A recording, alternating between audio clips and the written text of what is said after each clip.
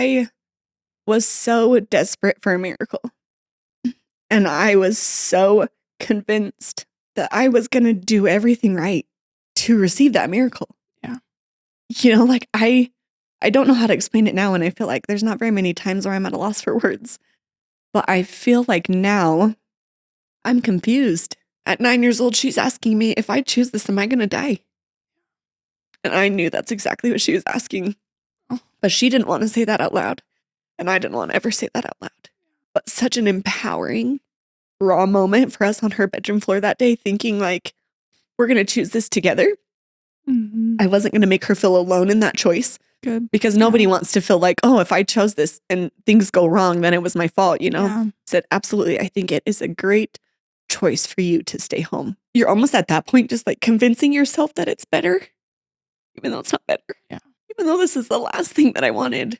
She'll be able to walk again. Like you're saying all these things that like, you know, you're yearning for somebody to heal so badly. And you're like, God, where are you?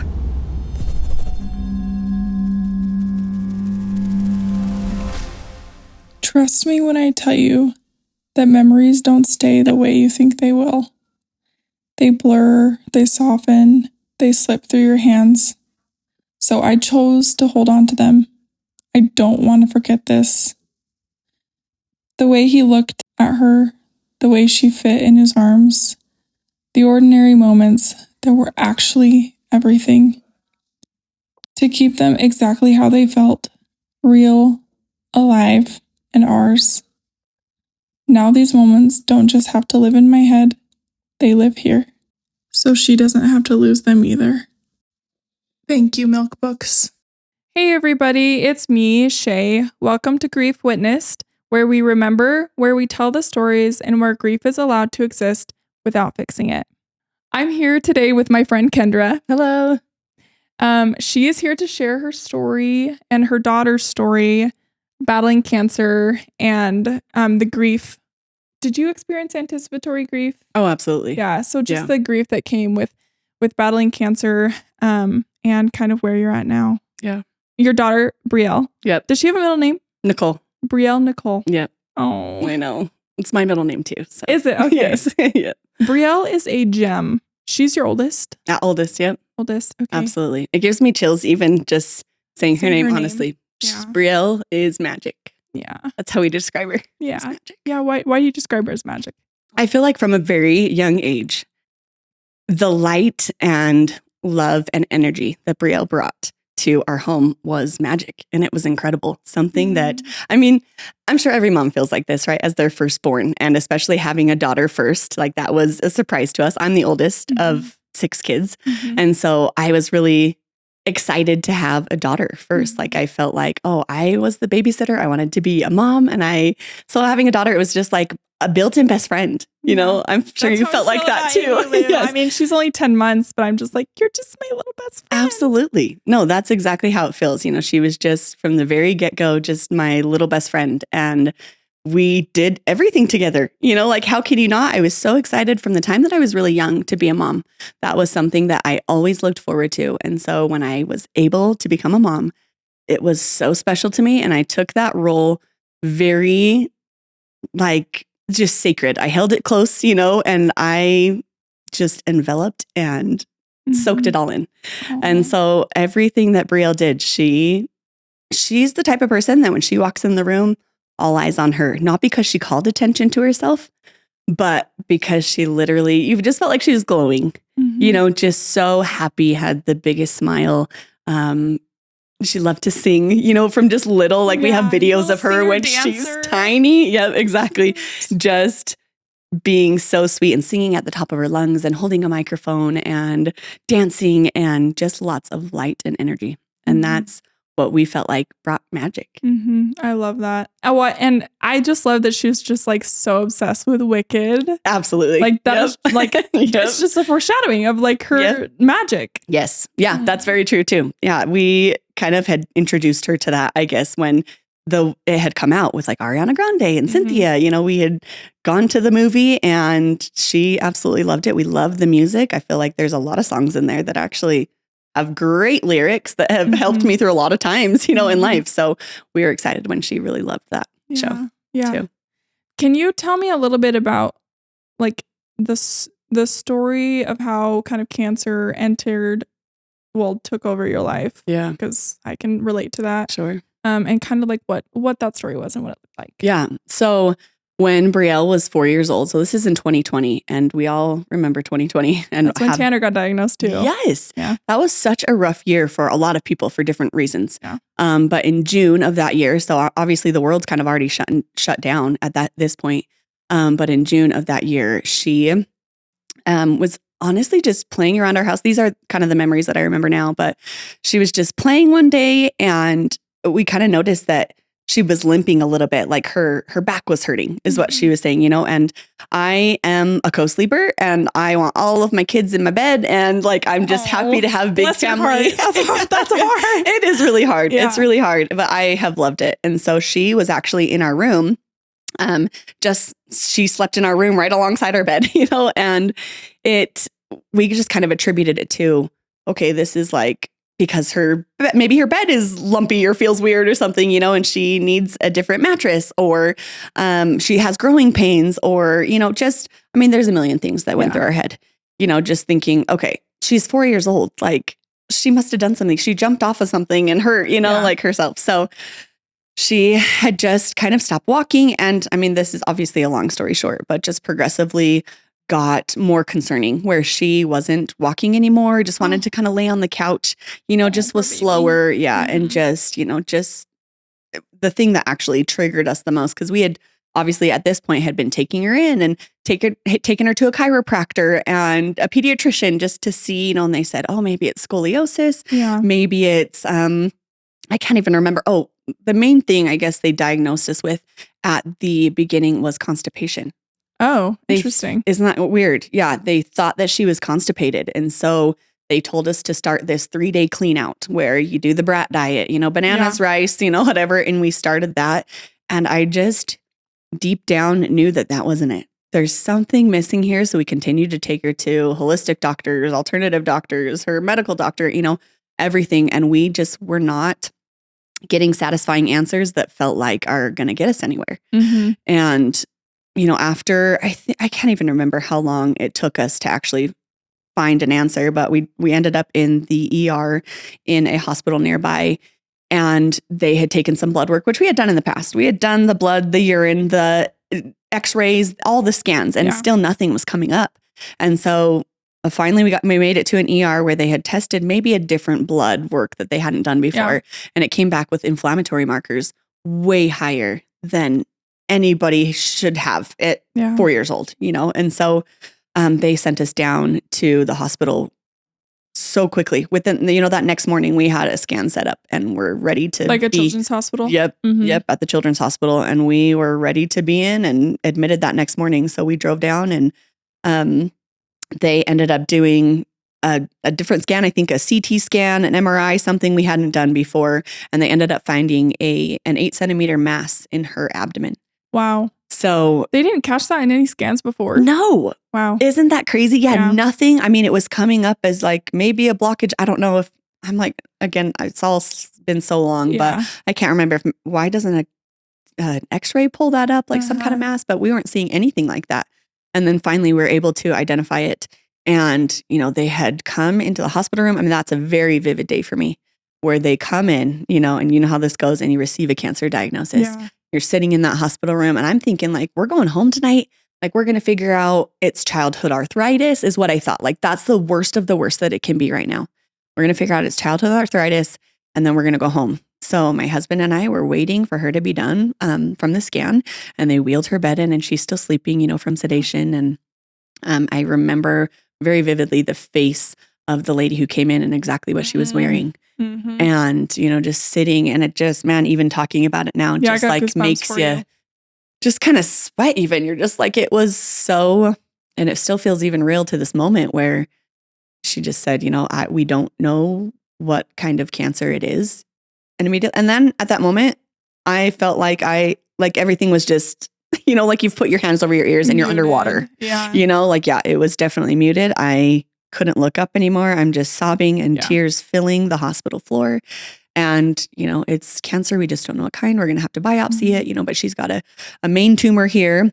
And then cancer essentially everywhere else. I Oh, mean, wow. in bones, pelvis, spine covered, just femurs, everything. Everything was full of cancer, but we just don't know what it could be right now. Wow. And that hospital room just felt very dark when that nurse left. And I just remember falling to the floor, feeling like I literally could not even hold the weight of my own body anymore, and sobbing louder than I've ever sobbed in my entire life. Just like screaming out to God, thinking like, this cannot be real. I was so naive. I really didn't know that kids got cancer, if I'm being honest. I felt like that was something that you hear from grandparents, like, oh, my grandma has cancer, or my grandpa, or my mom or dad, even that. I mean, I didn't know, I really didn't know. And it was terrifying. So that's where it started, 6 years ago, I guess now, in a little hospital room, just receiving that diagnosis. Wow. Was your husband with you in this? He was, yeah. And how did he respond? Kind of same. Like, it was just both. It was pretty silent, just like I said, sobbing and crying, and none of us had anything to say. Yeah. But he's definitely been a rock. Yeah. The entire time, just like somebody there that was there to hold me, not like he wasn't there to fix it. And I appreciate that, because he was broken too. Yeah. We just held each other on the cold hospital floor.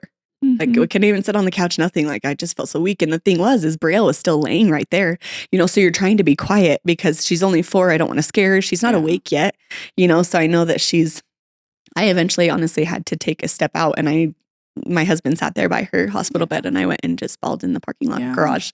I couldn't even be in there, which this is a part of grief that I feel like doesn't get talked about much. But that moment for me, I, for the longest time, regretted for a long time because I had taken a step out of the room. And I felt like, as a mom, how could you leave at that moment? Like when, and again, she's only 4 and my husband was right there, but I felt like I maybe should have crawled into her hospital bed and gave her the biggest hug or something. And for some reason, my mind, the first thing that I thought of was, I can't be here anymore. Like, I was almost removing myself. And that's honestly the day that anticipatory grief started for me. Yeah, me too. And I didn't know it then. Yeah. I had no idea what I was experiencing, but I was almost trying to remove myself from a best friend relationship because I was already afraid I was going to lose her. Yeah. So that was scary for me. That was really scary that my first instinct was to leave. Tell me if this is how it was for you, but I remember distancing myself from Tanner because I was preparing myself for the loss. Absolutely. And I was protecting myself. Like, I'm not intentionally doing that. Yes. It's like a subconscious thing where I'm like protecting myself. Yep. So I don't know if that's how it was That's for you. exactly how it was. Yeah. I felt like I was going to lose someone that was so meant everything, my entire world, my firstborn child, thinking like, and I mean, they just don't tell you much. Yeah. Right. It's like kind of a diagnosis, and then it's weeks and weeks of trying to figure out a plan. Yep. Right. Doing all the testing, doing all the genetic stuff, all the freaking, And nobody even says anything to you. That, I think, was my thinking back now. I wish I could be like in the room with new parents that are newly diagnosed, and just after that nurse leaves, I would love to be the support person that just says, it's going to be okay. Yeah. There's a plan. They're going to figure it out. Nobody came in and told us that. Yeah. Nobody said like, she's not going to die tomorrow. And I needed to know that. Yeah. Like, because I felt instantly like I was going to lose her within 24 hours. I didn't know. I felt so lost and so alone. Yeah. And so I would love to be that person that says, they'll figure out a plan. They're going to come back in and they're going to write it all down for you on the board. It's going to be super confusing, but they'll figure it out and it's going to be okay. Yeah. I felt like that there was a lack there. Yeah. At first. But. Yeah, I think definitely, not intentionally, but like that is an area that kind of like lacks in the medical world. They're so like focused on the medicine, which is understandable. Like that's their job. Yeah. Yeah. Let's integrate some support, some therapy, some therapists. Yes. And just let people know what resources they have available, right? Because there actually are more than you think, but you're in this headspace when that first diagnosis day comes that you like it's just fight right now that everything that went in one ear, I swear it went out the other. Oh, yes. And it's such a so much survival mode. information. It is so much right? information. You're just like, and then they hand you this book that's like 3 inches thick and read through this. And, I wish they would have maybe spread things out a little bit and said, okay, just so you know, there's this resource down the road and this is where the Ronald McDonald room is when you need food. This is, I don't remember anyone telling me any of that. Yeah, at the beginning. It is a fire hose of information. But I feel like after all of that we both experienced, sometimes I feel like I think I'm an oncologist. Oh, absolutely. Yeah. No, I tell people that all the time, right? They call us momcologists, because that's exactly what we became. Within 30 days, I knew how to change a Broviac. I knew how to flush a line. I knew how, these things that you learn so quickly that you're just like, I did not study nursing in college. I know. It's so much. I did not want to do anything medical my entire life. Yeah. But yeah, for sure. So were you, I know what you do for work. Were you you're working at the time? I was. Okay. Yeah. Yep. So I'm a wedding photographer and I was absolutely taking clients and I had weddings on the book and all of the things. And that absolutely just came to a halt, which crazy enough, I had any experience months before that where I had attended a, I don't even know what to call it, kind of like a retreat type thing for photographers in Arizona, where I was there and my main purpose was how am I going to grow my business? And this is going to be so amazing, like connecting with all these photographers that are established, and that's in 2020 before the diagnosis. That's why I had gone, just to better myself, better my business. And I had this feeling as I'm jotting down notes, of how I'm going to be super successful. The one feeling that kept coming back to my mind was, you need to take a step back. Being a mom is the most important thing for you right now. And I'll be honest, at the beginning, that was really hard for me to hear. That You're was a boss, like, babe. Yeah. I was happy to be a mom and also be successful business owner. Yeah. So to hear those words on multiple occasions, this is like a 3-day retreat, and just thinking like, I'm going to go home and my life plan is not going to be what I think it is. And I have no idea what's coming. Yeah. No idea what's coming. But for some reason, right now, I need to pull back being super busy with photography and focus on my kids, which obviously they were always the center of my life, but I needed to shift my perspective. And in June, that was the answer. That was exactly why I needed to take a step back. So I pulled back and said, I can't take any more right now. I've got bigger things. Well, even I remember, and this was maybe when Brielle was in remission. She was in remission for a time, correct? Yep. When Tanner and I were doing IVF, like at the beginning, do you remember donating a photo shoot? Absolutely. Yeah. And I was like, oh my gosh, here is this mom that her daughter is either in remission or has cancer. I don't remember at the time what was happening. Yeah. But like you're donating photos, like photography services. And I was just amazed by you and like your generosity and just thinking of others. Well, I appreciate that. I always think there's this beautiful quote, and I can't even remember exactly how it goes, but the people who have been in the depths of despair, of grief, and the lowest of low are those who end up showing up the most, and again, I'm not here to say that I'm tooting my own horn or anything, it was simply just the fact that, and she was in remission at the time. I felt like we kind of had this break, where God had given us the miracle. Brielle doesn't have cancer. We're going to keep living. And people were so good to us the entire journey, and so the least that I could do was to see a young couple that needed help and say, you know what, I may not have much to give monetarily, but I have a talent or a skill that I would absolutely be willing to give of, so that it could benefit somebody else. And I think, photography in that aspect has been such a blessing to me anyway, not only to have pictures of my own kids, but to be able to hopefully bless other people's lives because, wow, photos mean something so different, right? Amen. Than they used to. Yes. Now, you're just yearning for more. Anything. Yep. Anything. Yep. Just memorizing their face and like here. I love that you have so many videos with her. It's been such a blessing, honestly, and I always used to think like, oh man, I video and I take pictures of everything, even the smallest of small moments. Yeah. And so maybe to some people that's silly.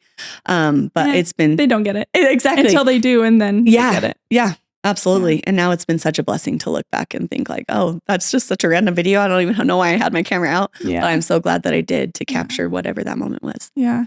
So tell me like the next 5 years for you after Brielle was diagnosed, and what type of cancer was it? So stage 4 neuroblastoma. Wow. Okay. Yep. So it's a cancer actually. Neuroblastoma, people tend to think that it's in the brain, but it's actually a nerve cancer. Okay. And it's developed in utero, which is crazy, which was also really hard for me because that while she was developing, you know what I mean? And you can't think that way, obviously, but man, did I beat myself up for a long time thinking like, did I eat something? Was I environmentally around something, that while she was developing? And I'm just a young college kid at this point. I was 8 months pregnant when I got my diploma, walking across the stage with Brielle in my belly. And so I blame myself for a long time because that is a cancer that develops in utero. And the reason it was stage 4, there's 4 stages of cancer. And the reason it was full blown at this point is because she was 4 years old. So when you have neuroblastoma, anything past the age of 18 months is actually considered stage 4. Oh, wow. The majority of the time, maybe not every 100% of the cases, but if you're past 18 months and you're old enough and you've had neuroblastoma, it's most likely metastasized and spread everywhere. And so because she was older, she's an older diagnosis for neuroblastoma. It was already stage 4 by the time we found it. So yeah, that was rough. Yeah. Wow. I know. I was going to say like, I know some people with that, but they have glioblastoma. Oh, okay. Yep. So, but that is brain cancer. That is brain. Yeah. Glioblastoma is. Yep. Okay. Yeah. And brain cancer. So was it in her brain ever? No. Okay. Actually not ever. I mean, technically we don't know towards the end, and it was absolutely headed there. I mean, by the time our kind of last scans before we decided to go on hospice were back in July. And at that point, I mean, we saw some good things, some shrinkage on some spots, but then absolutely spots where there was a spot at the very top of her spine, which I guess is technically, it almost looks like it's in your brain because it's in your head, but the very top of her spine cancer was starting to grow there too. And behind her eye, but never technically in her brain or on her brain. Yeah. So. Yeah. So what did the next 5 years look like? Because I know you guys did all the treatment that you could, which is like amazing, hard, expensive, because alternative stuff is not covered by insurance. Yeah. Man, so one of the things that I didn't know and know now actually is when you are first diagnosed as a child, you as the parent actually don't have the option to do anything different but standard treatment. Oh, interesting. Which I don't think is talked about enough. Not that anything can be changed right now at the moment. But yeah, you pretty much sign your life away. It feels like, they bring all that paperwork in and you don't know, you're desperate to just save my child, please, and now I know a little bit more looking back, but from the very beginning, you do sign that you are going to do chemotherapy, radiation, whatever the standard protocol is for that cancer and that child. So we did, we followed that for 2 years. We were in the hospital. We were on a 21-day cycle. I'm sure it's very similar, where you are in the hospital for 5 days and out for 16 days. And then you're in the hospital for 5 days. And we did that for 2 years. Wow. Every week, every month. I mean, I don't know what that equals up to be, but yeah, driving to the children's hospital and sitting in the hospital for 5 days. And I had 2 kids at this point. So Brielle's 4 and my youngest was 2. Rixton was 2. And that is a whole nother sad thing that he was left at grandma's a lot. Not that grandma's isn't amazing, but it eventually came a place where he was sad because he knew that mom and dad were going to go sit with Brielle. And why was he left out? Yeah. Why did he have to stay and couldn't be? Well, we're in the midst of COVID. And there was actually a point too where my husband and I couldn't even sit together. And you know how that goes too. That's a whole other crazy thing. I don't know if you couldn't sit with Tanner all the time or they would let me. They would let me go in. Yes. But yeah, maybe they have strict rules and regulations at this time when COVID's going on. And, it could just be my husband and I. And sometimes, again, there was a point where it was just one or the other of us. And so that was really tough on our marriage and tough on Yeah. my relationship with my son. And, you're trying to do the best with what you can and keep life normal as possible. At the same time, you're drowning. It's so hard to function. Yep. You were her caregiver. I was Tanner's caregiver. Yep. And like our life revolved around them. Mm-hmm. And just like life outside of them is just so hard to function and so hard to manage. And gosh, I don't know how I went through my master's program during all of that. And part of it, Tanner was living in the hospital. And You're amazing. So long for you. Well, I remember, and a watching child all is that different. too. Yeah. I think like, Yep. Ugh. It was, again, I feel like, and it's so hard because I feel like you only know what you know, right? Totally. Like, because me thinking having a spouse fight cancer, like, that's so hard and terrible. Yeah. And it is for everybody, but I just can't even imagine then, like, your rock, Yeah. your person, your love, is the one that's sick. Like, that is so hard. And don't get me wrong, watching a child suffer. Yeah. That is like It you is talking about it terrible. and then thinking about my daughter. I'm like, Yeah. Yep. It's absolutely terrible. And the worst thing I will have ever had to witness on this earth.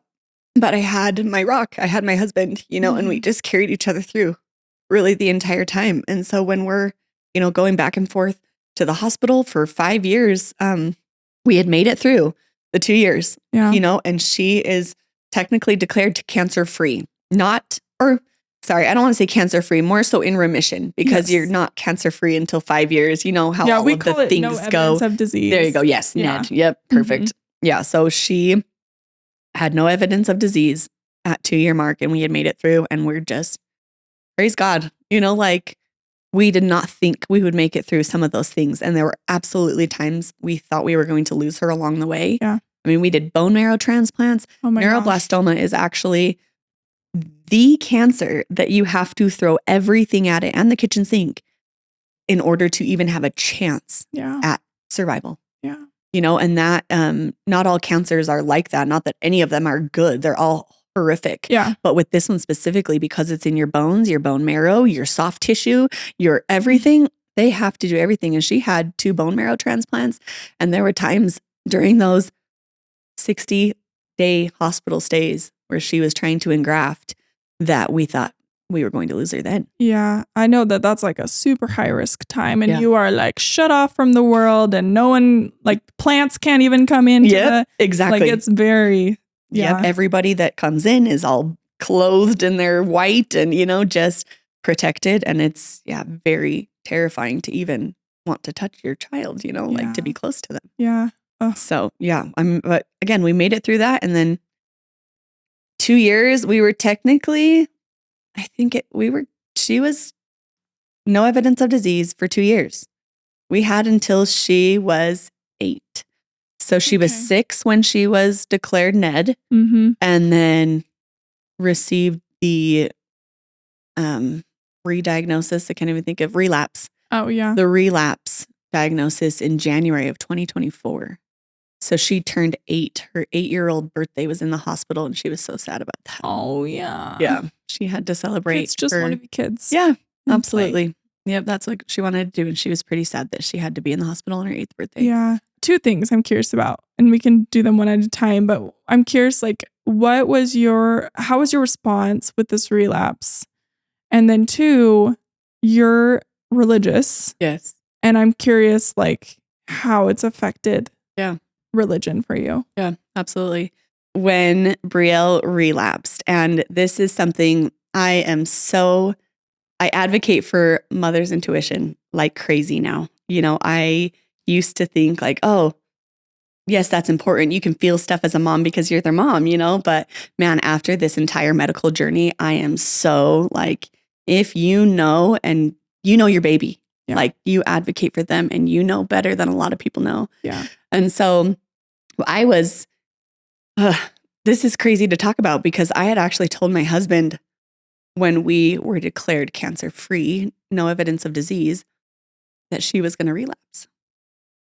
And you were told? I knew. Oh, you knew? You just felt it. I felt it. Yeah. I just said, I'm grateful that they can't find anything right now. And again, I felt silly for saying that. And, you know, there were even conversations with my husband and I just don't talk about it. Don't put that into the universe. Okay, I'm not trying to. Yeah. I'm not saying, you know, like it was just something that I truly felt. I'm like, there is something off and I'm going to enjoy this for as long as possible. But I really did feel like it was going to come back. Like something wasn't right. And so then in December of 23, she started hurting and, you know, just same thing. And of course, where does your mind go? Oh my gosh. Cancer's amen to back. that. Just Yeah. like, you know, and everybody around you, they're beautiful, gracious, wanting to help hearts Yeah. are, maybe it's just growing pains this time. I'm like, that's what we thought Yeah. in 2020, Yeah. you know, that it was growing pains. So absolutely, I was trying to be as optimistic and positive as I could, Yeah. saying that, okay, maybe this time she really is growing. She's 7 now, you know, her bones are getting bigger. And sure enough, again, long story short, we took her in and did all the testing again. And actually neuroblastoma cells you can find in your urine. Mm. And her urine was elevated like crazy, off the charts high. And at this point, you know how this goes. You open your health app and you're just like, oh, I know what's Yep, going. yep. I don't need any doctor to Yep. talk to anymore. I can 100%. read the, you know, the notes from the radiologist. I can read Mhm. the tests and you're like, yep, it's back. Mm-hmm. It's absolutely back. And that was devastating. There is a 68% chance that a child with stage 4 neuroblastoma survives the first time. Mm-hmm. It goes down to 5% if they relapse. I mean, I felt defeated from the second we found out. Yeah. I felt like there's no way. Yeah. There's no way she's going to survive this. Not because I didn't believe in her. Yeah. Not because I didn't think she was amazing and that God is amazing. But how, like statistics, everything was against me. Yeah. And so I felt pretty weak starting out on that journey. I felt like I was starting on the wrong foot, you know, like I couldn't keep up. And so sitting in her hospital room and just being so devastated. And I mean, now I think about it and I think about the time I had to tell her she was going to lose her hair again. Yeah. And she's older at this point, you know, at 4 years old.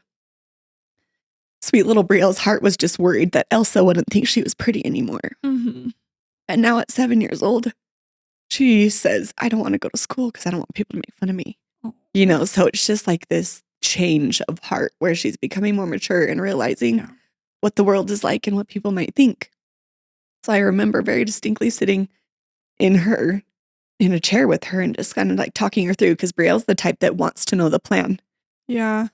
But how She's do you? such an oldest daughter. Oh my gosh, That is absolutely. such an oldest daughter Yes, trait. for sure. I want to know what's going to happen. And I want to Yeah. know like all the things. Anytime a nurse would come into her room, I would always explain. I would talk to the nurse first, and then I would explain how Brielle would understand it to her. You know, okay, this is what they're going to do. And, you know, it's not going to hurt, or you might feel a little something, you know, like just talking it through in my best language at 8 years Yes. old, you know, how she's going to understand it. And so I was kind of that barrier for her from nurse to me to Brielle. And that Yeah. became really heavy. Yeah. Because I'm trying to hold as much as I can. Mm-hmm. Well, at this point, I've got 3 kids. You know, we've had our daughter and, you know, just trying to, what feels like carry the weight of the world. At the same time, you're trying to support your spouse and talk to Brielle through things and everything. So it was horrible. That, like I said, I felt like I had already been buried under the ground at this point. You know, I'm like, there's no way. How could she have relapsed? Even though in the back of my mind, I'm thinking like, I knew this would happen. Yeah. You know, and come to find out, looking back at some scans before, there were things that I wish we would have noticed. Mm-hmm. I wish would have not gotten slipped under the rug, Mm-hmm. thinking, you know, just like, oh, yeah, maybe, you know, but I didn't know. Yeah. I'm not a medical professional. Yeah. I have no idea what I'm looking for on a scan. I can read the results. Yeah. But if the results are wrong, then I don't know what I'm looking at. And so that was really tricky for me, thinking like something got missed. Yeah. There's no way we had scans in November and find out in January she's full blown Yeah. cancer again. Yeah. She was NED a month and a half previous.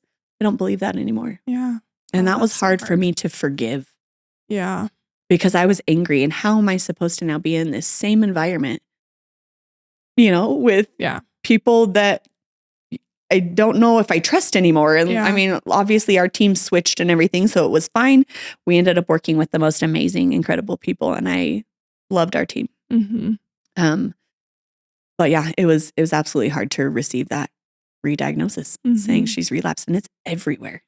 Places before that that weren't even on the scan 4 years prior. This is like it has moved and it has metastasized everywhere. Yeah.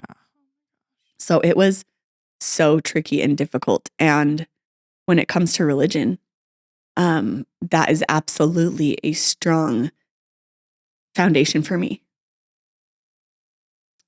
And thinking about where I am now and where I was back then, I was so desperate for a miracle. And I was so convinced that I was going to do everything right to receive that miracle. Yeah. Like I don't know how to explain it now, and I feel like there's not very many times where I'm at a loss for words. But I feel like now I'm confused.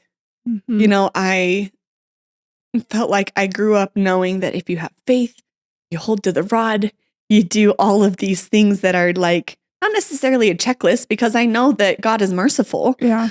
But I felt like I was a good person and I was trying my best with what I had been given, and so then to not receive, or to receive a new diagnosis essentially from that point of view, thinking like, what in the world, okay. And so I'm just back then, again, I'm just thinking like, okay, we are strong enough. We're going to do it again. And we're going to show God that we are going to praise him through everything. Not because I'm trying to like show him, okay, if I do this, then you better give me this, but because I truly felt like and believed that he can do anything. Yeah. Our God is so big and he can do anything. And I want the miracle so badly, like what? I mean, obviously I've never wanted anything more in my life than to save my daughter. Of course. And so, yeah, like I said, we continued on and just fought and fought and fought. And come July, when doctors are saying there's nothing else we can give. I mean, there's one trial you may be able to go on. It's going to make her feel horrible. Yeah. You're going to have to be out of state, and all little Brielle wanted was to be home. She just wanted to be home. Yeah. And I remember one distinct time where she woke up and we were supposed to go to chemo. It was a Monday morning and we were supposed to drive down and go to chemo. And she just cried and cried. And I was worried about it. I ran up to her room, she was wailing and crying. And I ran up to her room. I said, "What's wrong?" I thought she was hurting or something had happened, And she just said, "Can I say no?" I remember when you posted about this. Yeah. Yep. "Can I say no this time?" And that was scary for me because the hospital was my constant. Yeah. It was a place that had become home. It was a place where I felt safe, where people were there to take care of me and her. Yeah. As a team, where at home, it was just me. Yeah. I didn't have a nurse that would come in and flush her port and do all those things. It just became my responsibility, which was such an honor. But also, it is an honor and it is the worst thing in the world. Yep, absolutely. And it was so scary because at just 9 years old, knowing Brielle, and her spirit was so big, she's so mature. And so I felt like in that moment that God was literally holding me up saying, "You can do it. And it's okay for her to have this choice." And so I just held her and we just cried on her bedroom floor. And I said, "Absolutely." And the thing that hurt me the most afterwards was she said, "Is this okay? Is this the right choice to make?" Because we were both worried, at that point. And even though I was breaking inside, not knowing, I just held her and I said, "Absolutely. We can stay home. And that's perfectly okay." And I knew what her question meant underlying. Yeah. At 9 years old, she's asking me, if I choose this, am I going to die? And I knew that's exactly what she was asking. But she didn't want to say that out loud. And I didn't want to ever say that out loud. So that was scary for both of us, I think, but such an empowering, raw moment for us on her bedroom floor that day, thinking like, we're going to choose this together. Mhm. I wasn't going to make her feel alone in that choice. Good. Because nobody wants to feel like, oh, if I chose this and things go wrong, then it was my fault, Yeah. Said, absolutely. I think it is a great choice for you to stay home. And let's do it. Let's just stay home, Oh, And that gosh. was, again, so heavy, but so powerful. I wanted to give her that empowerment too, as a Mhm. little girl, saying that it's okay to trust yourself. And if your body is done, it's okay. Mhm. Your body can be done, and I will 100% support you, and I will do everything that I can Mhm. to give ourselves the best shot. And back in July, I called our doctor that day and said, okay, we're not coming in. And she had given us that option. She says, if you decide not to come in because there's nothing for you anyway here that's going to work, then that's okay. You just give me a call. So I called that Monday morning and said, we're so grateful for your help. Thank you. Yeah. For everything that you did for our family. But we're not coming. Mhm. We're done. I think we're done. And she was so great.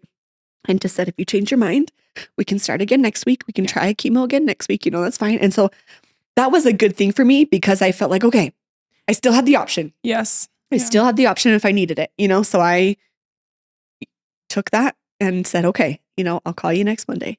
And we went the entire week, and that next Monday came.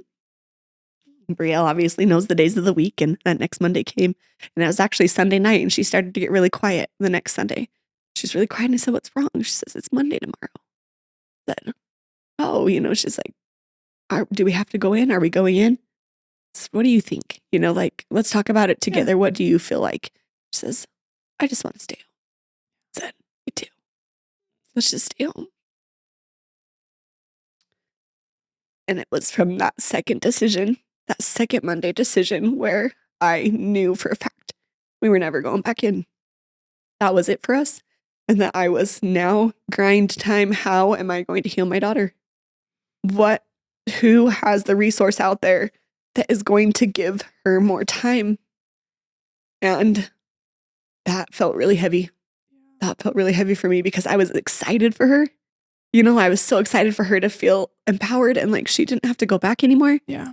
And again, such beautiful moments came out of those conversations, and she was so open and honest with me the entire time. But again, from that moment, I just felt like, okay, I will carry the heavy burden for you. I don't want you to have to worry about it. You be a kid. You get to be a kid and you do all the things you want and you play with your friends and you go to school, and mom will figure it out. I'm going to figure it out. Just watching you make her dreams come true and do everything you could to make them come true. I mean, Tanner, he's my husband. He wasn't my child, but I wanted to make all of his dreams come true. And so I can't even imagine just wanting to have everything come true for your daughter and doing everything you could. And you did. Like, I just watched you in amazement, just like making all of her dreams come true. Yeah. And people helping. Oh, for sure. 100%. Like her driving and getting that little, like that was. Yes. It's the cutest thing. Yep. We learned from early on that, man, people are so good. Yeah. People are so incredible and they just want to help. Sometimes they don't know how to help, but they just want to help. Yeah. And Brielle, absolutely. She was a girl that had a zest for life, that just loved life. Like, she wanted to go to school. She wanted to sit in a classroom. She wanted to learn how to drive and date and get married. And she was my watch romantic shows type of person. And just we would sit there and we would analyze all the relationships and, so talk about all of the things. And literally just my little best friend of somebody I felt like that was 18 years old at 9 years old, just very young. She has an old soul. Absolutely. Yeah. Yes, very much so. And so, we absolutely wanted to make her dreams come true. Yeah. And so when people, stepped in and wanted to help and got her the cute little go-kart so that she could have, a foundation too, sent her a driver's license, Oh, just so like the cute. cutest things where okay, it's got her name on it and it's got a picture and it's a unicorn driver's license. Oh my And gosh. her opening that, we have a video of that too. And it was so cute. She was like totally shocked that Brielle got her own driver's license and, you know, was able to drive. And so many little moments that you may take for granted now became the biggest moments in her life. Yeah. You know, like there are so many beautiful memories with Brielle. And some of the little things mean even more than the big trips, you know, like, but it was all magic, you know, like we just wanted to do anything and everything she wanted to do. She loved Disney. So her Make-A-Wish trip, she got to go to Disney World. You know, one of her last wish trips was to Hawaii, and she always wanted to go to Hawaii. And like you said, you would do anything to just like, what do you want to do? You know, I want you to experience this entire life in 9 years. I knew we had a short time, you know, so how can we do everything you want to do in this short amount of time? Yeah. What was like the decision like to go on to hospice and kind of like what that end of life looked like? So like I said, we had made that decision together, you know, just said, okay, if you are done and you just want to be home, knowing that there is nothing out there anyway.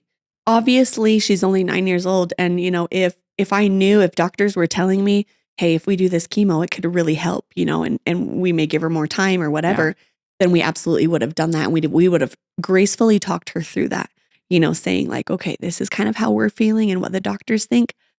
But at this time, they're saying there's nothing. It's only going to make her more sick. It could essentially kill her faster because of all the poison we're putting into her tiny body. And we don't know if it's going to shut her liver down or kidneys, you know? And so with that decision being made hand in hand with our doctor saying, okay, we are going to stay home and we're going to introduce hospice. Brielle never knew she was on hospice. Yeah. That was something that, and that is a fine line. I don't know how you explain, like, how do you explain It's that? a fine line between, you know, like explaining that to a child. If she was older, there's just different stages, right? She's 9. Yeah. There are different stages or different things you say to a child to kind of explain what's going on. And so for Brielle specifically, we kept everything very open and honest, but light, I guess, you know, just like childlike. Yeah. You know, what was I going to say? Okay, so her team of nurses switched. We switched to a hospice care, and thank heavens, and it's been so great. One of my really good friends in our neighborhood happened to be our hospice nurse. So I have known this woman for way longer than, you know, just like she was a great friend. And she became our hospice nurse. And Brielle was excited to see her. And, you know, it was just fine. We did the everyday things that she was doing anyway, just without the hospital aspect. We didn't go into the hospital. And she loved that. Yeah. You know, so that was totally fine for us to kind of just explain, well, this is what we're going to do. And we have to flush your port. And it was all explained again, just to a child, you know, so I did the best that I could at just explaining what was happening. And at the same time, I'm trying to do all the research and we're trying all the holistic things. You know, we have multiple doctors on board at this point, alternative wise. So alternative doctors that are involved, holistic doctors, and we're trying all the things. I'm in contact with people in Brazil, you know, sending us a doctor in Brazil sending us different medications and things, not, I guess, pharmaceutical medications, but holistic things that may support her body in this process. Yeah. You know, and so we are trying literally everything. You've heard it on Instagram, TikTok. I know. At all. I think we did did make it. something listing everything out. And I was like, oh my gosh, like that is literally everything that has been suggested to me. You. Exactly. And, Yep. That's exactly what it ended up being. And people, you know, message you all the time. Have you tried this? Yep. Check my list. I've tried it. Yep. We did it all. We literally did it all. And Brielle was such an incredible sport to do it all. Yeah. She wanted to live life. Yeah. And so she was so willing. Okay, it's time for meds. It's time for whatever. She had an NG tube. Most of the time we could just bypass her mouth and go straight to the stomach, you know, so that she didn't have to taste anything. And she was happy to do it. Yeah. She had the best attitude about all of it. And we just continued to live life normally, like we were before, but with intent, you know, just with the intention that live like you're dying. Yeah. You know, and man, has our perspective on life changed completely now. The way that we raise our family, the way that we treat our marriage, the way that we treat our relationships with our family members, everything has just been more deliberate. Like, we are going to do this with purpose because life is so short. Yeah. So that transition to hospice was, it was normal for, it was scary initially because they come into your house and here's the folder and here's the chaplain and here's this resource for, someone to talk to, a psychologist or whatever. But I'm just like, for me, I shut all that off. You can come into my house and be a nurse and whatever you need to do, but I don't want to worry about anything else because she's not going to die. We are not doing that. I don't want any talk of death in here. You come into my house, you speak life only. We are going to live a long time and we're going to figure it out. And that's what we did. We only spoke life. And when eventually, Brielle's cancer that was in her pelvis paralyzed her and she could no longer walk. Yeah. And that was devastating. And what a great privilege and honor to carry that little girl to the path, to hold her and her to be so worried if she was ever going to walk again. And fighting back the tears and the hard, heavy weight and say, I believe you'll walk again. Yeah. I sure hope that it's here on this earth and I hope that you're healed. I didn't say this out loud. This is what I'm thinking, Yeah. But I know for a fact that no matter how this ends, you'll be able to walk again. Yeah. So that transition it felt easy at the time. Not because I was so convinced that we were going to get a miracle. I wasn't worried about what state we were in, like whether we're on hospice, whether we're working with our oncology team. I was not worried about it because I'm going to cure her. We're going to figure it out. And so it didn't feel very hard back then, even though the word hospice was scary. But back then I was pretty convinced that things were going to work out. So whoever wants to be on our team, you're more than welcome. Just speak life. Yeah. We're going to do it. Yeah. Our bodies are supposed to die. But in my head, I'm like, no, but our bodies are supposed to die when we're 90. 100%. Yeah. Not when we're 30, not when we're 9. No. Yeah. Yeah, absolutely not. And that's what's so unfathomable to me is as a mother, you walk your daughter into her kindergarten class by her hand. You check out the space before. You make sure that it's safe. You introduce her to her teacher. You know who she's sitting by. You know where you tell her exactly where she's supposed to put her backpack. All of those things. I was supposed to do that in heaven. I was supposed to be there first. To say, this is where you put your backpack. And so I didn't get to hold her hand to show her a space that is unfamiliar to her. And that is what eats me alive at night. I'm her mom and I've been more involved. I mean, not that every mother isn't, but I was just so involved in her life and literally her life, keeping her alive. Yeah. So I was even more intently just so cautious about the decisions that I made for her and, talking to doctors and being the advocate and all of those things. And then all of a sudden, you don't get to know what it's like. Like my mind, it consumes me. Like, where is she? Yeah. Where is my 9-year-old daughter? What in the heck could she be doing right now? It makes no sense. It doesn't make any sense. And I mean, if I didn't before, man, I have terrible just anxiety and, just so many things that just eat you alive at night, where you just questions that you ask that you never thought you would ask. Like something that makes me feel crazy and in grief specifically is I have asked myself if there are bad people in heaven. That is confusing to me because, and it sounds crazy, like how could there be bad people in heaven? But I'm thinking like, okay, if a person with ill intent dies and then they go to heaven, like how are they changed? Like this is the mom in me that is now trying to fix it. I don't know how it works and I don't know what it's like. You have the faith, you hope you have the faith and just thinking like, okay, I hope this is what it's like. Everything I told Brielle about heaven, the streets of gold, the peace, the comfort, the running to Jesus, all of that. All I am here now is sitting hoping that it's real. Yeah. And that's really hard for me because I don't know. I've never had a near-death experience. I've never, I don't know what it's like.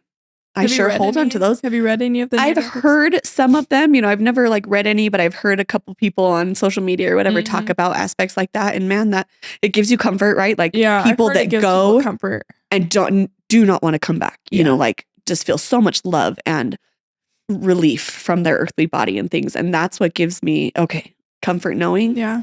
But man, you're just like, even some of those stories are hard to believe sometimes. Yeah. Because you're just like, I really think we have to choose to believe them. Absolutely. Like even like I just had a widow's retreat and we were talking about like choosing to believe in the signs that we see that they're from our husbands. Like we are choosing to believe those things. Yeah. And like, I personally don't think it brings any harm to choose to believe them, whether they're real or not. Like it doesn't harm me to think that the butterfly that I'm seeing is Tanner. Yep. And Tanner's sending me a sign. Yeah. Do you ever think too, because I always think about like, okay, what's it going to be like when I get back to heaven and I'm, talking with Brielle. I don't ever want her to like, and this may seem so silly, but I don't want her to think like, I sent you that sign and you didn't even notice. You know what I mean? Like, I don't know. I've thought so many things on different aspects of like what our conversation may be like, but I don't want her to be like, oh, I was trying to, talk to you and you didn't see it. Yeah. So I feel like I'm more like hyper aware of everything around me because what if she does have the ability up there to show us or, the God winks or, whatever people want to call them are real and I was too stubborn to notice. Yeah. Like I would never want to be in a position where she's like, Mom, I was trying to show you that. Yeah. And you didn't even look, you didn't notice. And so I feel like I just try and open my eyes up to anything and everything because I want her to know that. And you're watching for her. Yes. Yeah. And I tell her that out loud, the times in the car where I am just able to freely talk and drive and speak. I talk to her often, just saying like, I want you to know that I'm still your mom. I can't see you right now. And I don't know what this is like for you. I don't know what perspective you can see right now, but I absolutely miss you and I love you and I'm still your mom. Yeah. Because I don't know what she's wondering. I don't know what she's thinking about up there. I would like to think that all of her questions are answered and that she has a way bigger perspective now than she did down here. But I don't know. I'm literally just going off of faith here. Yeah. And so that's such a hard position to be in. It is. It is hard. I remember when Tanner was first diagnosed, someone gave us a talk to read. It was, I don't remember who had written it or whatever, but the main purpose of the talk was the faith not to be healed. Have you read that? I have, yeah. Oh boy. It's a hard one for me. It's a hard one. It's hard. Because really early on in cancer, I'm like, do I have the faith for Tanner to not be healed? Yeah. Oh my gosh. It's so hard. I feel like everyone probably through grief gets that talk, like, okay, well, do you have the faith? Well, I don't know. I've gone through so many different phases. Yeah. With my relationship with God. Yeah. Right now, only being 3.5 months out, I felt like that's not even that long. It feels like a lifetime. Not long, but yeah. It feels like a lifetime. Like, and the scariest thing for me is I feel like I'm starting to forget. I know how that feels. And that's really scary because you're so worried for the longest time that you're going to, after a cancer diagnosis, lose your spouse, lose your child. And what's the second fear after they pass away? That they'll be forgotten. Yeah. You have to worry for years and years and years that you're going to lose them, this anticipatory grief. Yep. And then once they're gone, you're afraid. Like you're clinging to everything. I'm constantly watching videos, looking at pictures, and I almost feel like my mind is convincing myself that I've forgotten. Like I can't even remember what it was like to be your mom. Yeah. That really bothers me. Yeah. That's really heavy for me because I'm thinking like, I know she was here. I watched her lay in that bed. I talked to her in that playroom. I sat with her on the floor in her room, but now they don't feel real to me anymore. Those moments literally just feel like they're in thin air. Like I made them up.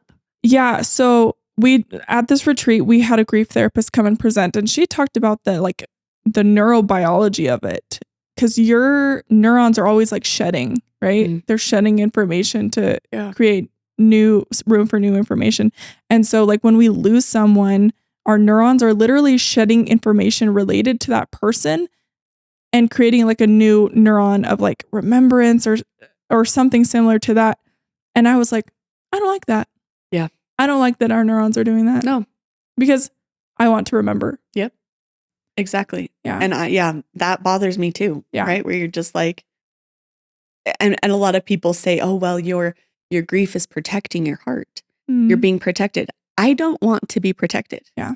I want to feel everything. Yeah. Because I'm sure you've had people tell you over and over again, I would take it from you if I could. Yeah. I don't want you to take it. Yeah. You don't need to take it because the hurt that I feel, the heaviness that I feel means that it was real. And it's love.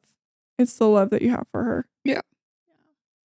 Yeah, absolutely. So, you're like, man, I feel so miserable, but I don't want to not feel miserable. Yeah. Like this means that our relationship, our best friend relationship was real. Yeah. And that it actually existed here because I feel like I'm forgetting that it existed. Mm-hmm. And that's heavy. Mm-hmm. It's really It is heavy. Did you guys ever, because I know you were in this spot in hospice, like don't speak death. We were only speaking life into the air. I remember having some very brief conversations on Instagram because I didn't want to cross any boundaries of just like, I don't know if I said anything about preparing for the end of life. I probably said something similar to that, but I'm curious if you guys were able to do any of that. Yes, absolutely. I feel like in the back of your mind, even though you're only speaking life and these things, right?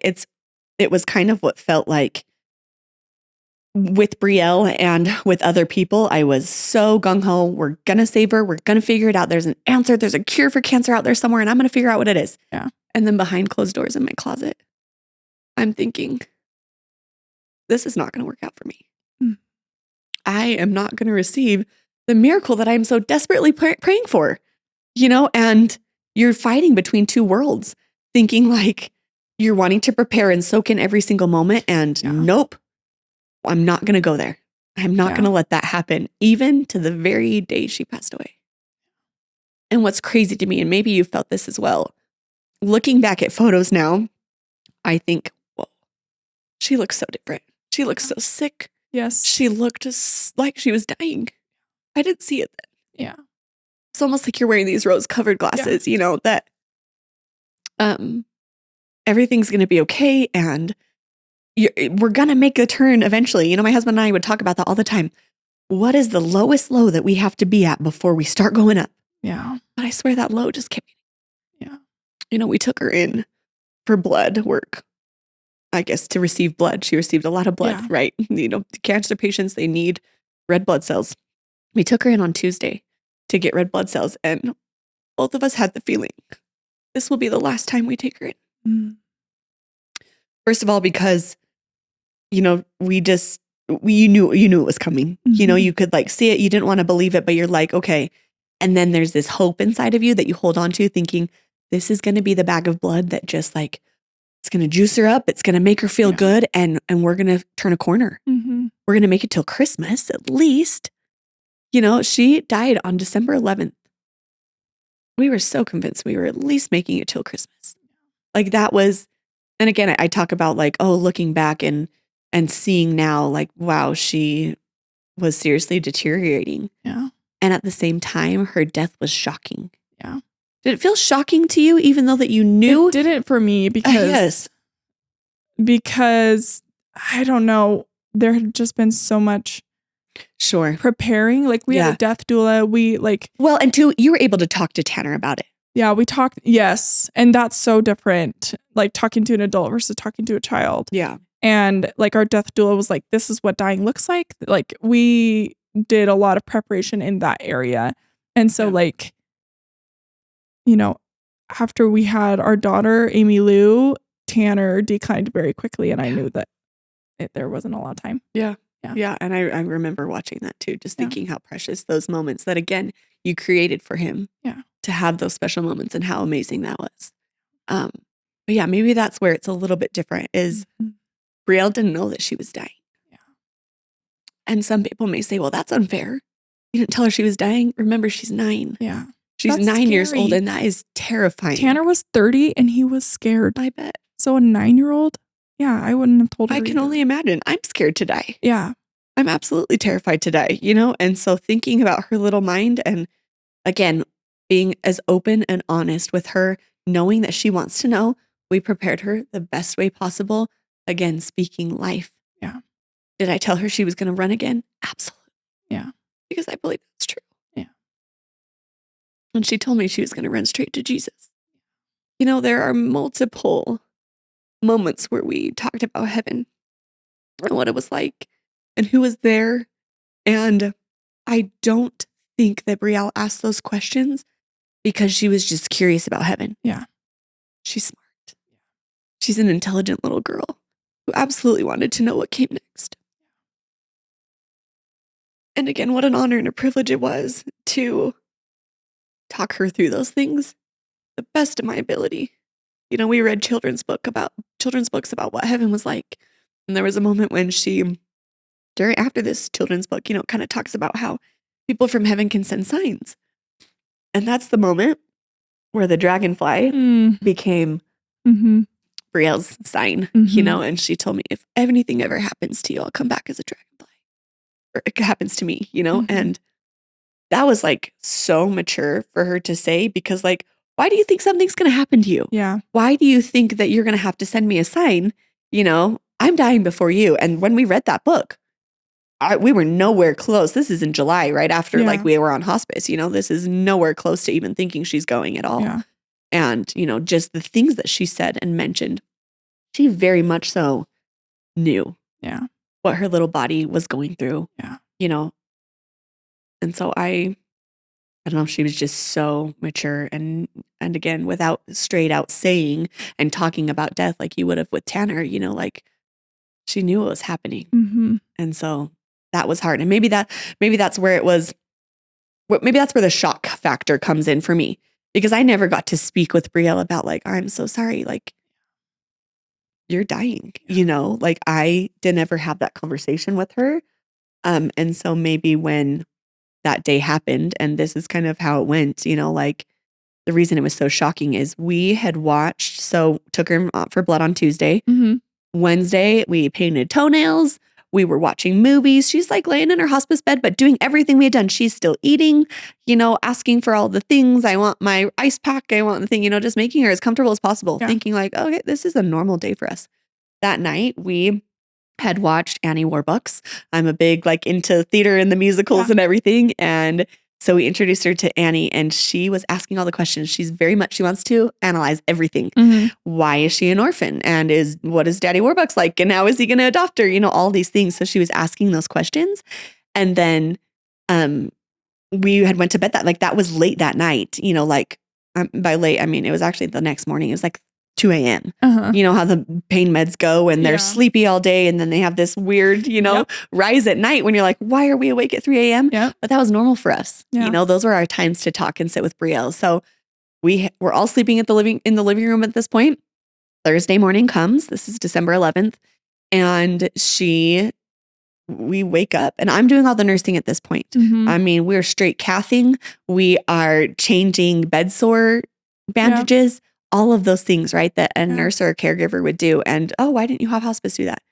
Because it was such a privilege to be able to do that. Even though I never wanted anything to do with the medical world, the honor that it was to take care of Brielle's earthly body was such an honor. It was just so sacred, and so we were doing all of those things. We had asked her, are you okay? You good? And, yep, I'm good, responded to us. And then my husband went to go, as these are all the details. My husband went to go and dump the urinal jug into the toilet and helping her get redressed or whatever. And by the time my husband got back to the bed, this is within minutes, we both looked over at her because she started to breathe weird. The death rattle came. Again, within minutes, it was so shocking to me. And we both look over at her. And I looked back at my husband now that she's all dressed and ready to be tucked back into her bed. And I just told him, I said, that's the death rattle. And at first, my husband's a fixer, not because he's trying to be like, oh no, like he wasn't trying to like disregard what I felt like I knew. Yeah. He's trying to comfort you. Yeah. probably. He's just trying to comfort me and Yeah. just say, no, let's like kind of adjust her. Maybe her neck is kinked weird and we'll just like kind of roll her a little bit and she'll stop breathing like that. And so he did. He kind of adjusted her a little bit and he went down to her level and just put his hands on her shoulder. Brielle, are you doing okay? And I just looked at him and I said, she's not going to respond to you. Not because I didn't want her to. Like, absolutely, please do anything that you can to get her back awake. Because something's happening. You know, the mood in our home changed immediately. And I just told him, and he just sobbed. Knowing that it was right. You know, like what we were seeing was correct and she's dying. But just wanting to fix it so bad. And so we both just sat down at the side of her bed. And just held her hand. My mom and my aunt are there in our home at this point and took our other 3 kids into the back bedroom so that they could just, you know, like not have to worry about anything. We didn't know. Like I've heard sometimes people die for days, you know, like have this death rattle. I don't know what your experience was like. That's what they said to us. But Tanner went from fully conscious to active dying in like maybe 15 minutes. Whoa. And then the active dying was like 5 minutes. And then he was gone. And then he was gone. Whoa. Yeah. See, So I it's didn't know very what your fast. experience was like either. Yeah, that is Very fast. very fast. Yeah. So you were talking to him. We were talking Long to conversations. him. He was watching Indiana Jones and he said the words freaking Nazis and like fought them in the air. And then his dad was out with him. I went into the bedroom after because I was pumping Yep. and I just cleaned my pump parts. And his dad came in like maybe 20, 30 minutes later and said, hey, Tanner's breathing's changed. And then I went out there and like 5 minutes. Yeah. Oh, so quick. It's so fast. Yeah. Is that how it was for you? Not necessarily. So not that fast. Yeah. But like I said, we were talking to her, asking her if she's okay. Like Mhm. she's good. She's like, yeah, I'm good. I'm tired, you know, like, and then closed her eyes. And then the death rattle started. And that was just like, whoa, Yeah. I wasn't prepared. You know, like Yeah. you're always thinking like, I'm going to say my last thing. I'm going to do whatever, you know? And so that death rattle started and our children are kind of taken into the back room. My mom and my aunt took care of that while my husband and I just sat there and cried. Yeah. And we just kind of like talked to each other. And I felt like just, you're almost at that point, just like convincing yourself that it's better, even though it's not better. Yeah. You know, you're like, it's so confusing because you say to yourself like, oh, even though this is the last thing that I wanted, like, she'll be able to walk again. Like you're saying all these things that like, I don't know. I feel speechless right now because it's so confusing. Yeah. You know, you're yearning for somebody to heal so badly and you're like, God, where are you? This is the moment where I'm just talking out loud. Where are you at? Yeah. This is the lowest of low. Here's where we're supposed to bounce back. You know, let her eyes wake back up. Let something kick back in and let her be healed here. Let her be healed on this earth. Let her walk again like she's only 9. So my husband and I are talking about these things as she is clearly dying. And I knew that that was the death rattle that I was hearing, but also I don't know, right? It's one of those times where you're just like panicky. You're like, I think I see it. But our nurse wasn't there at the time. We live in a smaller town and our nurse works an hour away. The office is an hour away. Mm. We did not expect this at all. She was with us the night before seeing me paint her toenails. Yeah. Seeing that things were like, oh my gosh, this little girl is resilient. Like, there's no timeline here. We can't even give you a timeline. They thought she was going to die back in August. Mhm. August 16th, we were convinced that was it. We said goodbyes with family, everything. Mm-hmm. We're now December 11th here. The nurse is an hour away. I call her and say, I think this is the death rattle. You know, like, I don't know for sure, but, and she absolutely confirmed that's what we were seeing. She says, I'm on my way. And she drove as quickly as possible to get to us. And all within that hour, I'd like to convince myself that her death was peaceful. It wasn't. Mm-hmm. I don't know what's typical for people, but I had always heard that it was this beautiful moment where angels were present, where you could like, I was so ready to just like, this again sounds crazy, to see her spirit come out of her body. Like I felt like I had prepared my home to have this incredible spiritual experience where I was going to see her spirit come out of her body. That my grandpa or Jesus or somebody was going to have her hand, and I was literally going to watch her go to heaven. Yeah. You know, like you convince yourself of these things. It was anything but that. I didn't feel angels. It was not peaceful to me. There was no relief, like sense of relief, you know, like, and again, I know that everybody's different, but Yeah. at this moment, like before our nurse gets there, our nurse is hurrying as quickly as possible. And now we are experiencing what I had seen before, because you're obviously preparing yourself, you know, so Yeah. I'm watching all these videos from hospice nurses about how people die, what it looks like. So I knew that what she was going through was just a transition for the body and that she was comfortable, Yes. but it was not comfortable for me to It's see. not. Yes. It is not comfortable to No, see. it was horrible. It was horrifying, horrific, all of it. I was so angry by the time that this portion was over. And that's when I started to become angry at God. Yeah. Because I felt like I tried so hard with what I had been given, the circumstances that I had been dealt, Yeah. that the least he could do was protect me from seeing what I saw. Yeah. And so that was so hard because we saw the reaching into the air. I mean, Brielle's paralyzed at this point, can hardly move. And she lifts her head off the bed. I mean, she's out, like breathing like that, but comfortable. She lifts her head off of the bed and her eyes pop wide open, like wider than I have ever seen. Like she's looking into heaven. Okay. But not. It's not a beautiful place she was looking into. And that's what really has been hard for me, because I've told this story to people, you know, on social media or whatever, what our last moments were like. And people say, oh, she was seeing Jesus. That's so beautiful. I have heard you say, like, no, I don't think she was. No, if she was seeing Jesus, I absolutely don't want to meet him. Yeah. Because it was terrifying. Yeah. She was reaching, her arms outstretched, eyes wide open and crying. Not a beautiful cry. Oh my gosh, heaven's so beautiful. Not a beautiful cry. This is something that she looked scared and absolutely did not want to go. And that's been hard. After telling this story to people and receiving the comments back, again, knowing that everybody has the best intentions and just wants to help. I get that. But then I don't feel validated in what I really saw. Yeah. She wasn't seeing Jesus. I can tell you that. Mm-hmm. I don't know what was happening. Again, I've seen it, so I know her body was just transitioning, and it's like a terminal agitation is what I hear it is now, you know, like kind of just that restlessness. Tanner had that. And that was probably the most, like, hospice was traumatic as hell. Yes. It was not beautiful. It was not peaceful. For Absolutely. me, maybe it was for Tanner. Like, freaking he did whatever the hell he wanted to during that time. Yep.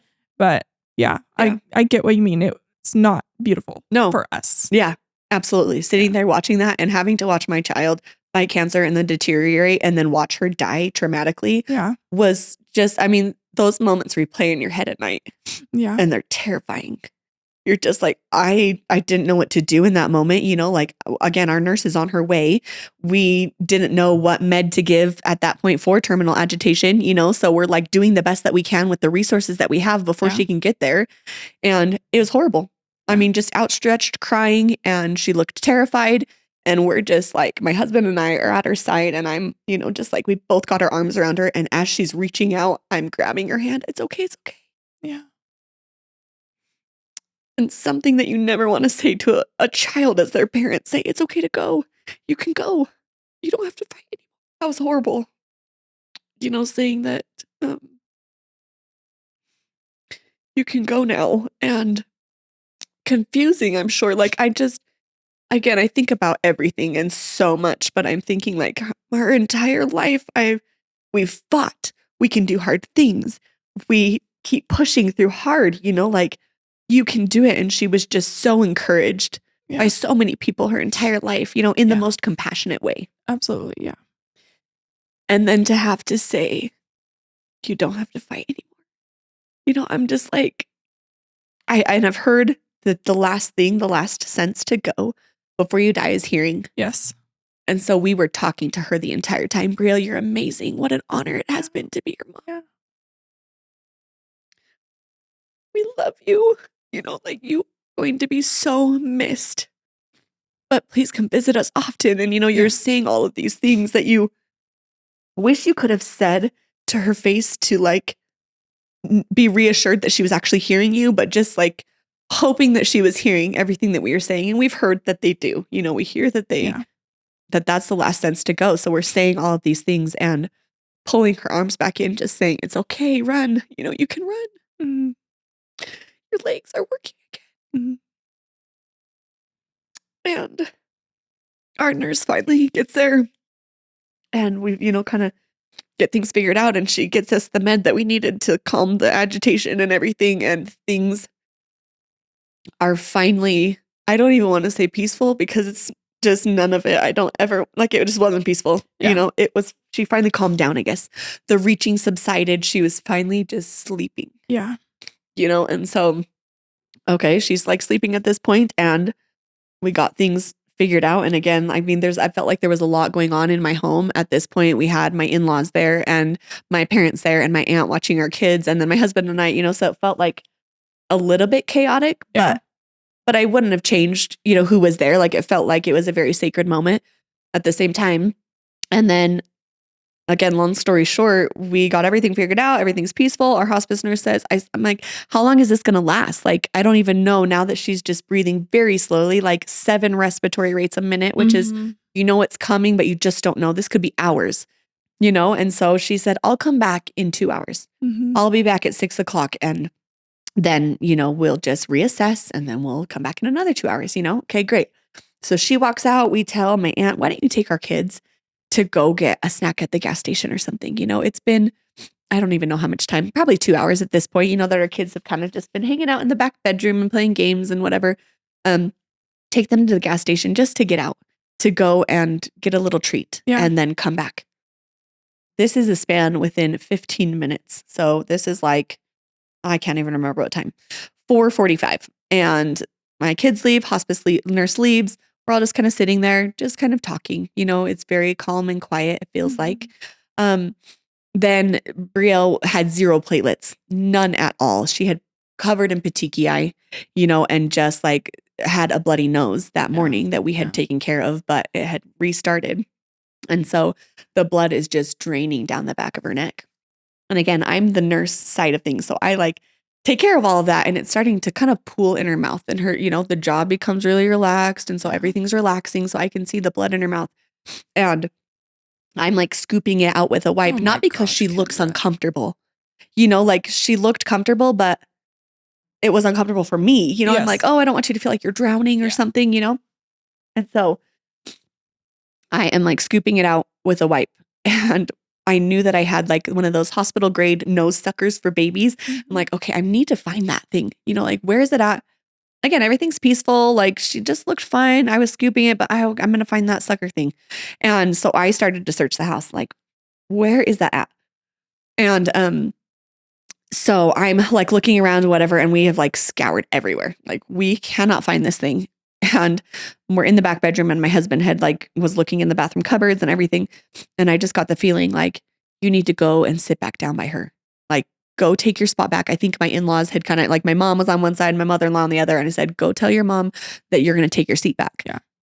So he takes the seat back and I had one more place to look. I ran upstairs really quick and looked in the cupboards up there and, nothing. I couldn't find it at all. And so I'm like walking down the stairs and I hear my husband as I'm headed down the stairs, Kendra, get back over here. Yeah. Like come back over. And I mean, it's not a long distance. It's like, from a front doorway to a living room, not very long, but within that 10 seconds of walking down the stairs, my husband was there to watch her take her last breath. And I was within seconds, right? I'm like climbing over things into her bed. I'm at the end of the bed as this happens, not really like watching her, but, getting back into my spot. Yeah. And she took her last breath. And my husband says it was pretty terrifying, because you watch the last breath and then the eyes roll back in the head and just something that he wished he wouldn't have witnessed, but glad that he was there. Yeah. And so I was so glad that I had that moment of realization, like go sit back down. Cause that happened within 4 minutes, where I run upstairs and come back down. My husband's right there. And I like to think now, again, I don't know how it works, that Brielle was protecting me from that moment. And that I hear that some people, when they take a step away from the bedside, that's when that person that's dying decides to go. Yeah, I've heard that too. And again, I don't know how people know, Yeah. that just seems to be the case on a lot of stories. And so I think my little best friend at that moment, I had been sitting with her for hours, days and days and hours, laying right next to her. I think that the second that I took a step away, trying to make her more comfortable, trying to care for her in that moment, she said, it's time for me to go. I don't want you to have to witness this. And again, I don't know whether that's true or not, because who's ever going to know? And we won't know until we talk. Yeah. But yeah, then my husband was there, and that not seeing her chest rise and fall again, that was, it feels like something you're prepared for. Yeah. Almost, you're like, I know this moment's coming eventually, but you're not. Just like, oh my gosh, yeah. And the color losing this, like the color leaving the skin so quickly, like that was eye-opening to me. Like there were so many moments. So we had just invited our family to leave, and then I once again felt like I was back in that hospital room wailing on the floor. Was wailing over her body. Yeah. Yeah. Just thinking like, bring her back. This cannot be real. There's no freaking way I now have to live for however long, 60 years. I don't know. I do not know for however long I'm going to have to live without her here. And she's just gone. Somebody that I, took care of for the last 5 years is just not here anymore. And I mean, man, that moment, again, there's just so many things clustered into one. We did the hand molds, we did the fingerprints, we did all the things, to like get all the memory things. Did you get to like, the nurse asked me like, do you want to give him his last bath? Oh, no. So I gave Tanner his last bath, just with, like a washcloth and his Old Spice Fiji. Yes, That's what he loves. So it's just, I was able to do that. And I was just like washing him, and I was just saying over and over, like, I love you so much. I love you. And then like, that's all I could say is just like, yeah, I love you. We call it the widow wail when they take the body. Oh my gosh, that's another moment where I'm just like, that was worse than the last breath moment. Yeah. In all honesty, that was horrible. Yeah. It's like, okay, like they're gone. They're taking Tanner's body, and I just wailed. And that's what we call it. We call it the widow wail, but that was probably I think that was harder for me than for sure taking his last breath. Yep, absolutely. I feel like, at least for me, that moment you're prepared for, because that obviously to die you eventually have to take your last breath. But I had never thought past that point. We didn't get very long with Brielle. Brielle was so tiny. The mortician said, we've got to get her to the funeral home. Yeah. To do the embalming and stuff pretty quickly. I mean, they came and got her within 45 minutes. I don't know how long you had with Tanner. Because before I was probably within like an hour. Was it? Yes. I had convinced myself like that I was going to be able to sit there with her, like her body, which didn't seem disturbing or gross or anything for me. Like some people may think that like, oh, how could you just sit with the dead body? Like, no, it absolutely was a beautiful, special time. Yes. Very different when it's someone you just love. Yes. Yeah. Yeah. I had taken care. I had grown this little body inside myself. Like all I wanted to do was be with her little body. And so when they came to get her and pull a stretcher through my front door, knowing that my dead child is going to be strapped to that thing. Yeah. And just wheeled out. Like, it's unfathomable. Yeah. It does not make any sense when they put your child on a gurney, a lifeless body with no color in it anymore. Yeah. Just sunken in face and all the details, right? And they load her into the back of a car. That's crazy. That is seriously something that no one should ever have to witness. And that was, that moment right there, watching them drive away, was even almost harder than the last breath. Yeah. Which was excruciatingly painful. Yeah. So it was all terrible. The one thing I was grateful for was the knowledge that another lost mom had given me that you can go and sit with the body. I did not know the this. mortuary? Yeah. Mm. Yeah. And again, maybe it was mentioned to me, so much is Yeah. happening. I don't know. Maybe Yeah. our mortician said that. But you absolutely can go to the mortuary and they will lay the body out and, you can have time with the body. And that was a really beautiful, sacred moment for me. Again, something that maybe some people might feel eerie about, but when it is someone that you love, 100%. going and sitting with that body, don't get me wrong, it was shocking to walk in. I mean, this is probably 2 days later. We walked in and see her laying there and she's all done up at this point, and you're just like, it's kind of like, whoa. You just have all these flashbacks, of course, of her almost being like healthy again because she wasn't sunken in anymore because they do make her look all pretty and, the fillers and all of that. So it was absolutely shocking. But I mean, man, did I appreciate that sacred time where I could just sit there after her already being in heaven a few days, and say like, oh, you look beautiful. Yeah. And you did amazing. Like with the short time that you were given here, you're incredible. And it's such an honor to be your mom. What does going forward look like for you as Brielle's mom? Carrying Brielle with you and moving forward, like what does that look like to you? I feel like that is so hard because I feel like this is so new still. Kind of like what you said earlier with identity. Yeah, exactly. I don't know what my purpose is anymore. And that you're still a mom. Yeah, absolutely. I am still a mom and I love my babies just as much as I love Brielle. Yeah. And I give my whole entire heart to my purpose as a mother. And that is so important to me. And I think right now, the stage that I'm in, moving forward to me looks like getting out of bed. I've always been an advocate for somebody who just takes 5 minutes for themselves, especially as a medical mom. I think when you just take those 5 minutes, it is so important. When you feel confident in who you are, I think that makes you a better mom. It makes you a better person, So I absolutely try and give myself at least 5 minutes a day, whether that's just to take a quick shower, to get dressed, to put some makeup on, whatever it is, to make myself feel a tiny bit more confident in who I am, because I'm absolutely forgetting who Kendra is and the purpose that I have now here on this earth and how I'm supposed to move forward.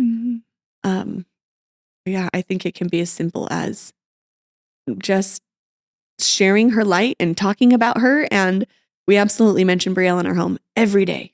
She's got 3 younger siblings that love and miss her so much. Yeah. I mean, just from my perspective, watching you, clearly you're doing so much good and Brielle's light is here still with all the good that you're doing for like all of these cancer families. Yeah, I think it's been our biggest thing too, when we were able to get back to a place where we could give back to the beautiful community that gave so much to us. We were going to do that as soon as we could, and it's been such a beautiful opportunity to have the connections that we do with cancer families and our community and all of that to now say, you know what, we are going to use Brielle's light and her love and her influence for good. And that's what we do now. I love that you partner with them. It's been great, honestly. Yeah, Influence for Good has been great. And what a beautiful way for us to remember Brielle. Just kind of a fun way for our family to not only talk about her story, but also we choose a family every month that we are going to give to and get to know these new families too and say, you're not alone. And, I know what it's like to be in your position and I'm so sorry. And I know that this won't fix it. Yeah. It absolutely won't fix it. But I hope that it will alleviate any stress or burden monetarily that you may have on your shoulders. Yeah. And that's the best that we can do right now, Do you have a favorite memory that you'd love to share about Brielle? I was thinking about this because obviously there's a lot. Man, there's a lot, and I'm sure everybody says that, so many memories. Yeah. But the thing that comes to my mind the strongest, I guess, is I could obviously talk about her Make-A-Wish trip or all these big memories, big memories that we have with her driving her car and, going to Hawaii or whatever. But when I really sit down and think about my absolute favorite, I think about the simple times. the times when I was able to have her open up to me. Mm. And I think about the conversations I got to have with Brielle. Like, nobody understands how amazing Brielle was. I can't even put into words how special, how magical, how incredible Brielle was. But I do hold close to me the times when she would sit on my lap and just say, I don't get it. Why do I have cancer? Why don't my legs work anymore? Yeah. Talking about heaven, just all of these little moments that I think are a million times more special and more sacred than maybe the memory that may pop up on my, iPhone or whatever when we're at the beach. I think of those special times where she trusted me enough to tell me everything that was on her heart.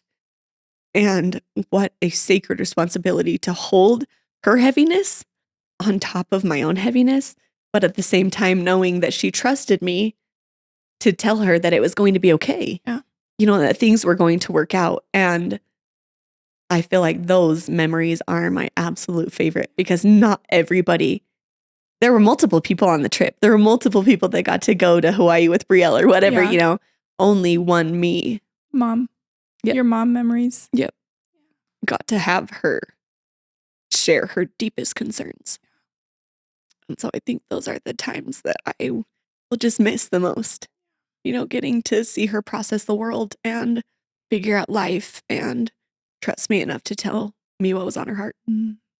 Those are the best memories. I love that. Thank you for being so vulnerable and letting us witness your grief. I think it's such an honor and gift when people allow us to witness, and it's so vulnerable and you don't owe it to anybody. So I'm so just grateful that you were willing to come on and share. And thank you. Thank you so much. You're easy to talk to. And I appreciate you so much. Thanks for coming on. Yeah, thank you.